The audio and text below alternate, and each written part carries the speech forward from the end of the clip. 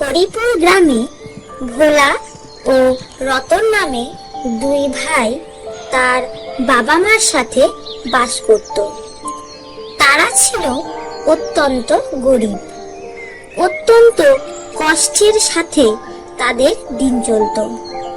তাদের বাবা এখানে ওখানে মাছ ধরে বেড়াতো।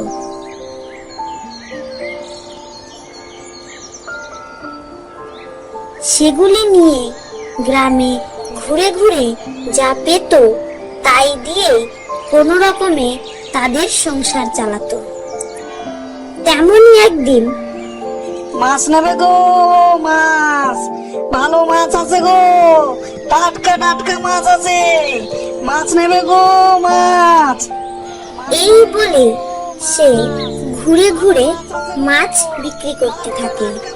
কিন্তু সেদিন তার সমস্ত মাছ বিক্রি হলো না। তাই সে বলল, এদিকে চাল ডাল বাড়িতে নাই, তার উপর সমস্ত মাছ বিক্রিও হলো না।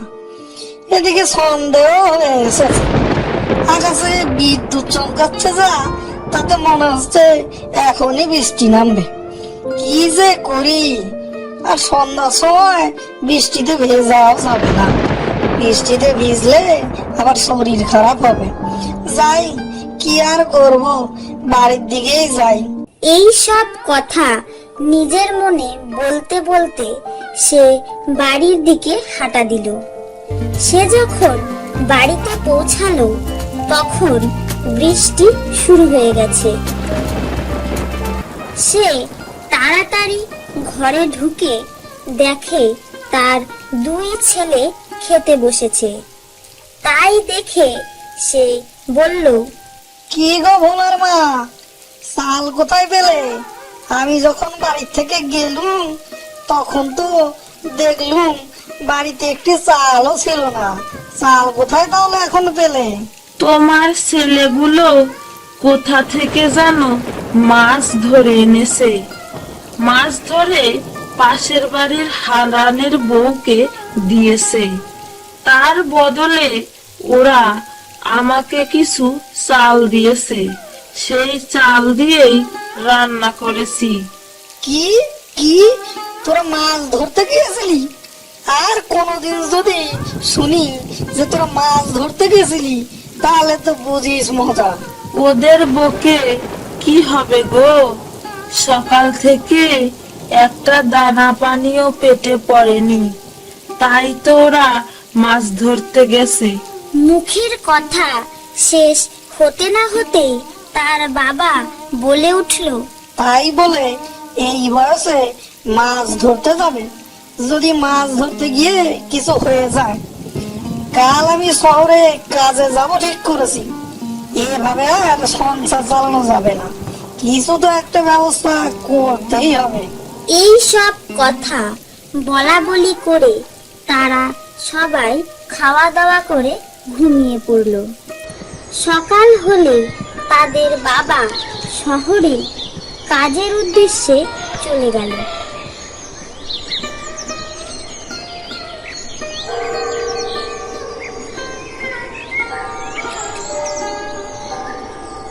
এদিকে হয়েছে কি, দুই ভাইয়ের মধ্যে ভোলা ছিল অত্যন্ত ডানপিটে, কিন্তু তার দাদা রতন ছিল কিছুটা শান্ত প্রকৃতির।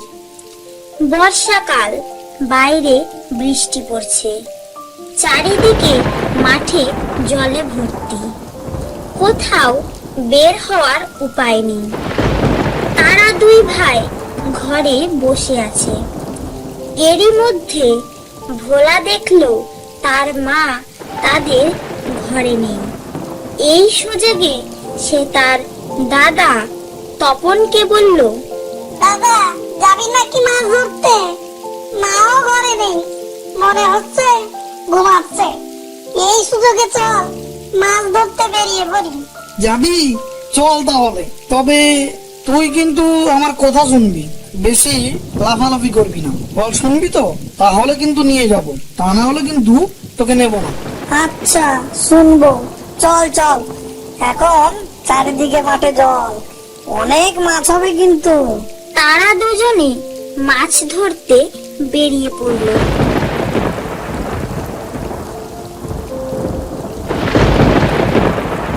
তারা বৃষ্টিতে ভিজে ভিজেই মাছ ধরতে লাগলো।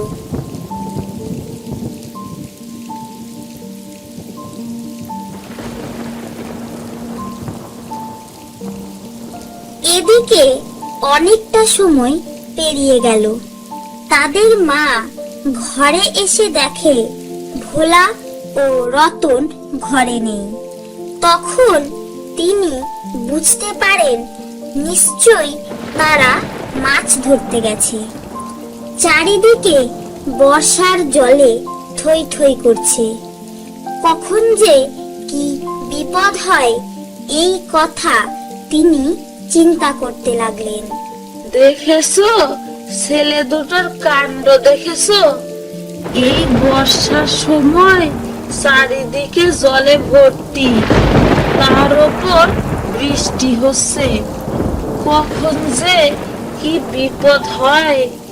ওর বাবাও তো বাড়িতে নেই। আসুক আসুক আজকে ওরা বাড়িতে। আজ ওদের একদিন কি আমার একদিন। এই সব বলতে বলতে তিনি বারান্দায় বসে চিন্তা করতে লাগলেন। বেশ কিছুক্ষণ পর তারা দুই ভাই বৃষ্টিতে ভিজে অল্প কিছু মাছ নিয়ে বাড়িতে ফিরল।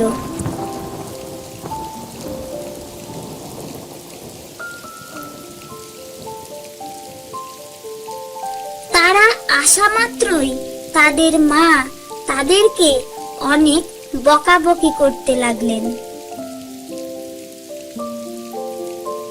রাতের দিকে ভোলার প্রচন্ড জ্বর এলো। ভোলা চুপ করে শুয়ে রইল। সকাল হলে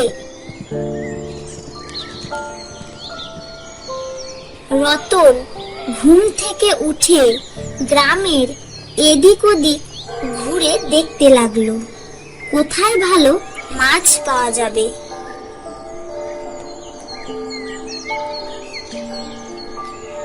সে তাদের গ্রামের চায়ের দোকানের পাশ দিয়ে যাওয়ার সময় শুনতে পেল গ্রামের দুটি লোক আলোচনা করছে।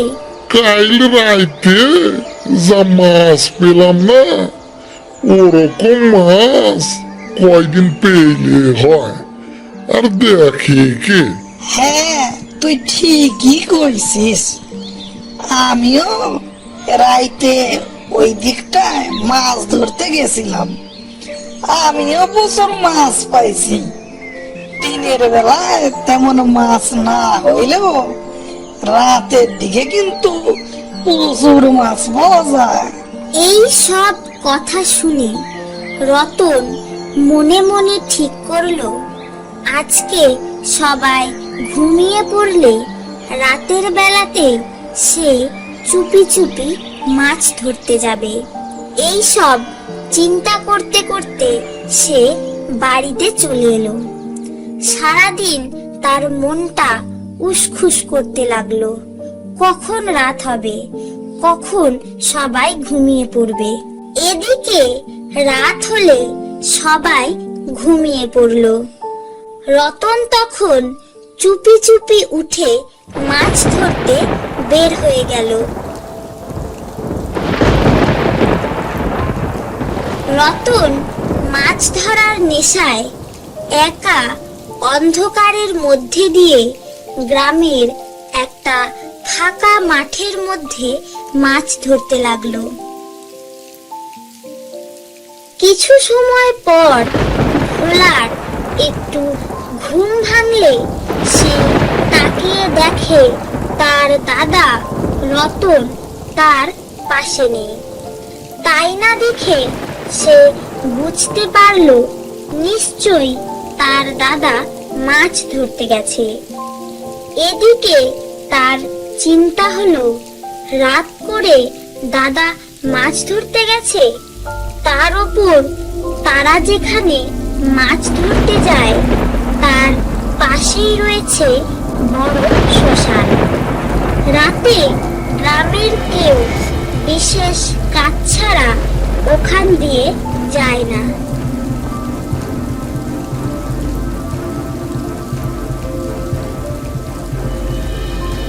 তার হঠাৎ নজর পড়ল দেয়ালের ঘড়ির দিকে। সেখানে দেখে তার চোখ বড় বড় হয়ে গেল। সে দেখল ঘড়িতে তখন রাত 2টো বাজে। সে বুঝতে পারল নিশ্চয়ই তার দাদা মাছের নেশায় ঘড়ি দেখেনি। সে ভয় পেয়ে বিছানার ওপর উঠে বসে রইল। সকাল হলে তার দাদা ঝুড়িতে করে অল্প কিছু মাছ নিয়ে বাড়ি ফিরে এলো, কিন্তু সে কারোর সঙ্গে কোনো কথা না বলে চুপচাপ ঘরে ঢুকে বসে রইল। তাই দেখে ভোলা ও তার মা রতনের কাছে গিয়ে রতনকে বলল,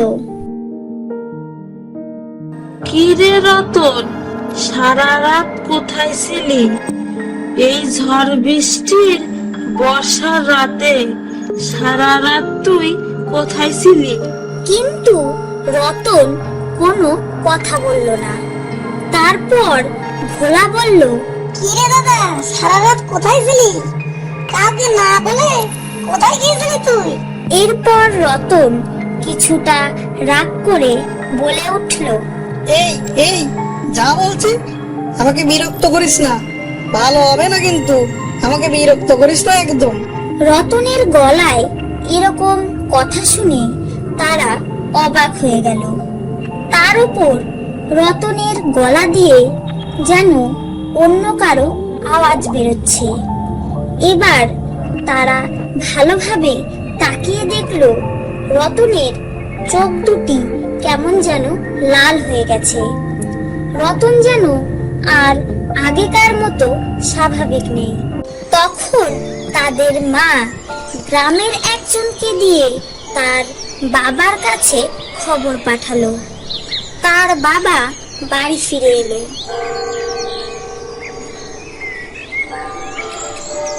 তারপর বলল, কিভাবে এরকম হলো গো? তুমি কি কিছু খেয়াল রাখো না?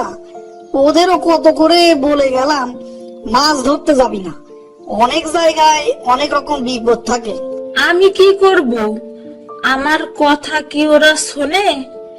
আমি কত করে ওদের বারণ করলাম, তবে আমি জানি না। তাড়াতাড়ি আমার ছেলেকে ভালো করার ব্যবস্থা করো। হ্যাঁ হ্যাঁ, দেখছি। অনেকদিন আগে আমার এক বন্ধু রাতের বেলাতে মাছ ধরতে গিয়ে এরকম হয়েছিল। আমার মনে হচ্ছে এসব ডাক্তারে ছাড়বে না। আমাকে আমাদের গ্রামের রাধাকান্ত সাধকের কাছে যেতে হবে। এই বলতে বলতে রতন সেখানে এসে হাজির হলো। তুইও এসে পড়েছিস? আর কার কাছে যাবি যেন বলছিস? যা যা, যেখানে যাবি যা, কিচ্ছু হবে না। এই বলতে বলতে রতন ওখান থেকে চলে গেল। রতনের এইসব কথা শুনে রতনের বাবা বলে উঠল, আর কিছু করার নেই গো, আমি যা ভেবেছিলাম তাই হয়েছে। চলো এক্ষুনি রাধাকান্ত সাধকের কাছে যাই, তা না হলে আর অনেক বড় বিপদ হয়ে যেতে পারে। চলো চলো, যেখানে যাবে চলো।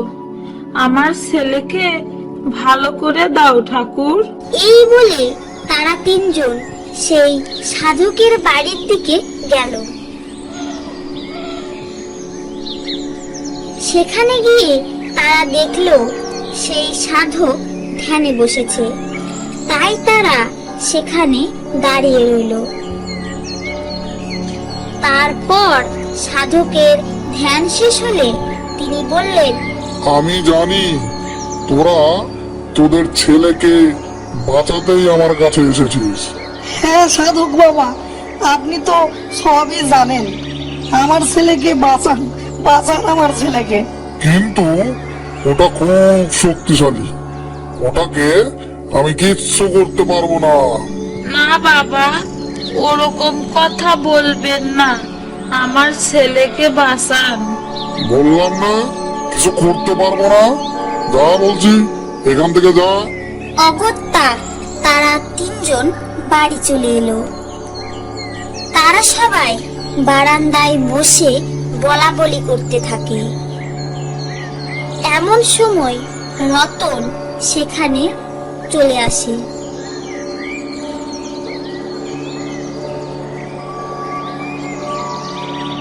কিরে, তোদের বলেছিলাম না যেখানে যাবি যা, আমাকে কিচ্ছু করতে পারবি না।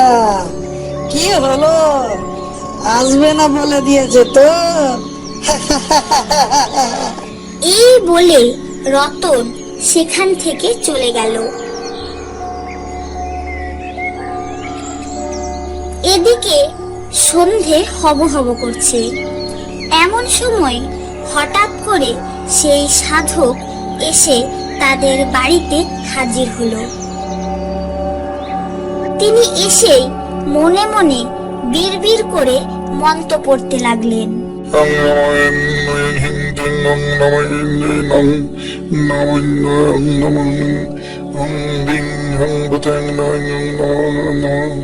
সেই মন্ত্রের আওয়াজ শুনে রতন ছুটে এলো। তখন রাগে তার সারা শরীর ঠকঠক করে কাঁপছে। তার চোখ দুটি লাল হয়ে যেন আগুন বেরিয়ে আসছে। সে এসেই রেগে বলে উঠল, এই এই, তুই তো আসবি না বলেছিলি, তাহলে চলে এলি যে? আমার সঙ্গে চালাকি করলি? আগে জানতে পারলে তোকে রাস্তাতেই মেরে ফেলতাম। আমি তোকে ছাড়বো না, ছাড়বো না তোকে। এই বলে রতন সেই সাধকের দিকে এগিয়ে আসতে লাগলো। অমনি সাধক রতনের দিকে কিছু একটা ছুঁড়ে দিয়ে আবারও মন্ত্র পড়তে লাগলো। অমনি রতন অজ্ঞান হয়ে মাটিতে পড়ে গেল। তারপর তার শরীর থেকে একটা কালো ধোঁয়া বেরিয়ে বাতাসে মিশে গেল। যাও, ওকে নিয়ে তোমরা ঘরে চলে যাও। কিন্তু বাবা, এরপর আর কোনো সমস্যা টমস্যা কিছু হবে না তো? আমি তোদের ঘরের চারদিকটা বন্ধন করে দিচ্ছি, তাহলেই আর কোনো অসুবিধা হবে না। এই বলে সাধক বিড়বিড় করে কিছু বলে ঘরের চারিদিকে ঘুরলেন।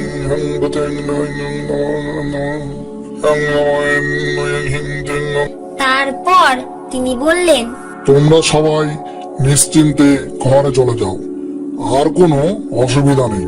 এরপর রমাকান্ত সাধক মন্ত্র পড়তে পড়তে বাড়ির দিকে হাঁটা দিলেন।